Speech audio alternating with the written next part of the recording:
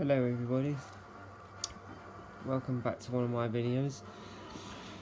Right, today just briefly I'm going to talk about the Arrma Senton Mega 4x4, which was originally, bear with me, you're prepared,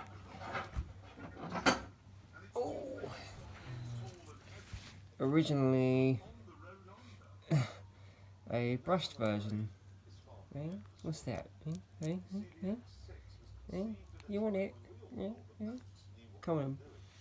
Over here. Good. Yeah, good boy. Right. So, I've just got these Duratrax 12mm hexes conversion. I've managed to put these wheels on, which is a bonus, I guess. But I've been having a trouble. Like, my first thought with it when I bought it and I took it out of the box was it didn't run very freely. I thought it's a bit tight. I found that one of the rear diff, I haven't checked the front, I found that the rear diff was quite tight and it was sort of causing it to sort of roll, stop, roll, stop, roll, stop if you're pushing it lightly. So like, you know, there's like a drag somewhere. So I took it apart and found that for some unknown reason the diff ring tends to get stuck. Like, say, for every 3/4 of a turn, the diff ring, like this for argument's sake, the diff ring, so if you put that as top center, by the time it goes around and comes back again, it's one rotation, so it can't complete one rotation without getting stuck somewhere. So I wanted to take it apart and have a look, see what's going on, but everything was screwed together so damn tight it wouldn't come apart. I drilled it out to, in the end of it I had to get a Dremel and cut one of the out drives to get it open, get the bearings and the drive shaft out that I needed. These are new ones, by the way. So anyway, I ordered a complete brand new diff. This isn't it, this is the rebuilt one. A complete brand new diff, and slapped it in there with the drive shafts and everything, and slapped it in there, and still had the same problem. And you know, right, let's go back to this. These inside the diff casings or whatever, these are 49 tooth, and the brushless one has, I think, 37 tooth. So that makes quite a bit of difference. But you'd think that that would give it some like really good acceleration instead, wouldn't you? You know, if it's geared higher. But no. For some reason, it's just so much drag on this. It pulls off lackluster. Even with a 3S lipo, it pulls off so lackluster and doesn't have a lot of speed. It won't even spin the wheels on pull off. It just like, it's just, I don't know. So anyway, that's that for a moment. What I want to show is this. This is a diff. What's inside there? Alright, I've used cheap grease to put it all together for the time being, so don't mock me like, oh, that grease is no good, blah blah blah, you know. But it's better than just leaving it just bone dry plastic. So, right, I don't know how well you'll be able to see that, but let's have a look. See, you can see the gap there. These are the two halves of the diff yoke. Let's have a look, right? And you can see the gap. See the gap there. Now I could screw this together flush, tightly. This is just loosened off. But if I do that, it stops it from spinning. I mean, as it is, that's there. It's just a slight lock up, so there, so it stops, and you need to give it a bit more force there to get it going again, and it will go around there. Locks, not locks, just it's like something just stopping it. It just gets stiff, so you just need a bit more force there to get it. Oh, and there too. In order to, if I hold that still to get the differential to work, yeah, so I've had to leave just a tiny little gap.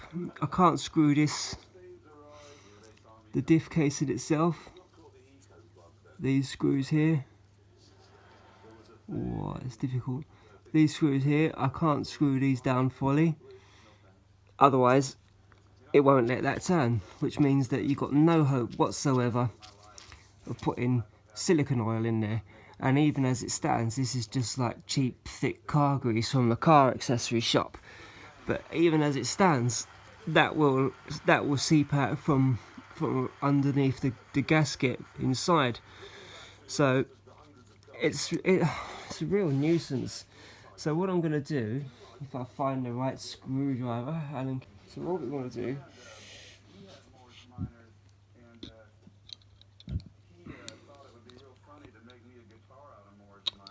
bad light in here, right, I'm going to quickly just do this up. You can see that's not very tight really. That's not too tight, but that's tight enough. So let's do the other side.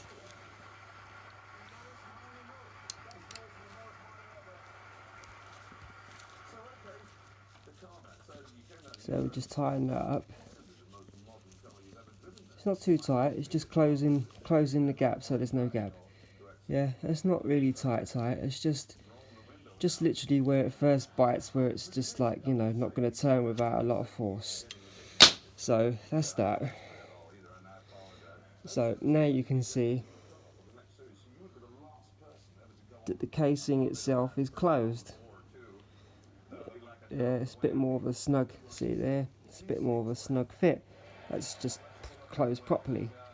So if we try and turn it from here, this is the diff, this is the input from where the drive shaft goes over this, from this main spur gear and pinion from the motor.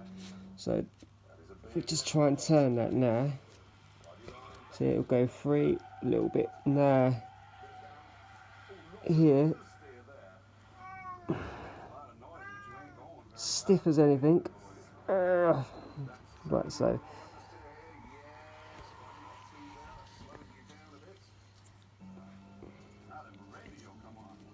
if just hold that instead.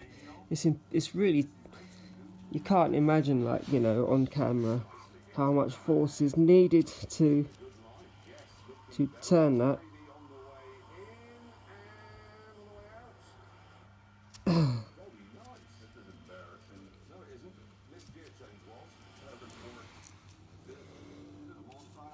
See, look, turn, stiff, free for a second, turn, like that. Oh fudge. So yeah, you can see that that just isn't right. So let's just quickly, I'll show you what I'm going to do now. Oh, that one's loose. Yeah, that one was loose. Let's move along to the next one. That's tight. Okay, so just one of them was on the loose side. So having done that, now to turn this diff, it is just not happening. It's just, that's gone tight as well. you can't imagine again, you know, the force required to make that spin. But I assure you, there's quite a bit of pressure there. I mean, if this was installed in the car and a load on the motor, it's just ridiculous. So yes, that's something that, you know, it needs addressing by Arrma or someone, you know. They won't acknowledge it from me, so if anyone can have a look or try and cover this themselves, I'd be very grateful. And you know, because as it stands, I'm just a small fish that don't take no notice of me.